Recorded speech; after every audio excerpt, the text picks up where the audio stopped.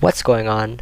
If you're like me and you want to buy a laptop or PC and have no idea what anything means, today I'm going to be going over the basics on computer parts and what you might need, given the chance, to create and make your own computer.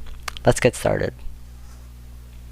First of all, you need a good case or frame. Other parts you might need are the CPU, which stands for Central Processing Unit, the motherboard, memory, which is also known as RAM, GPU, which stands for Graphics Processing Unit, storage, power supply unit, and gaming peripherals.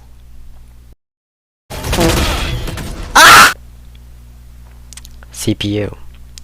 A CPU, which is also known as a processor, is the brain of your PC. When a computer program runs, it sends a list of instructions, which are actually more like tasks, to the CPU. The CPU performs each instruction and sends signals to other components to let them know when they need to perform a task. Terminology. Core count. As you might see in some computers, it tells us how many processors the CPU has. In other words, how many tasks the CPU can perform simultaneously. Another important thing that you might see in CPUs are the clock speed, which tells us how quickly the CPU is performing each task. Next up, we have the motherboard. The motherboard is the main circuit board and is connected to everything. And I mean everything.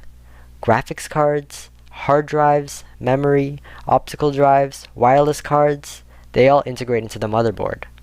There's different sizes to different motherboards, so make sure you buy one that's a perfect fit for all your components. Memory, also known as RAM.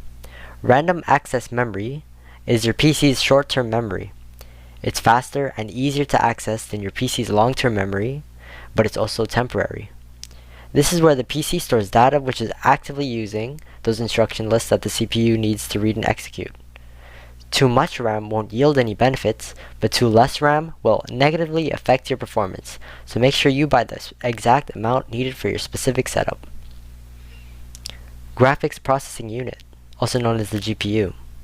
The graphics processing unit, also called a graphics card or video card, is a specialized electronic circuit that accelerates the creation and rendering of images, video, and animations.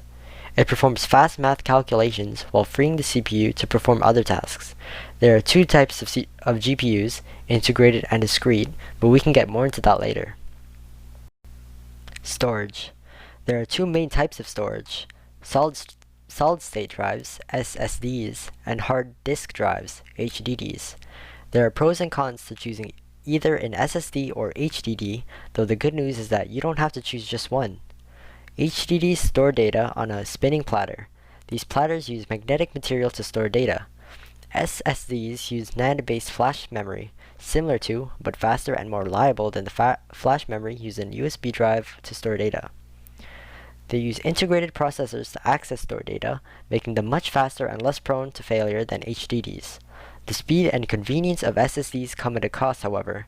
SSDs are far more expensive per gigabyte than HDDs. Buy based on your preference and spending limit. Next up, we have the power supply unit.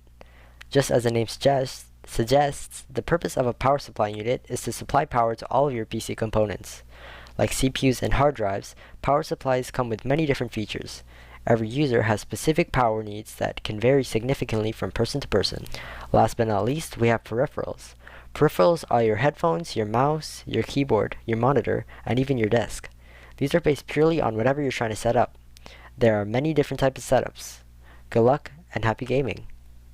Extras. If you have a PC or you're trying to build one, you might need to buy or install coolers and an OS to go along with your computer. Bye!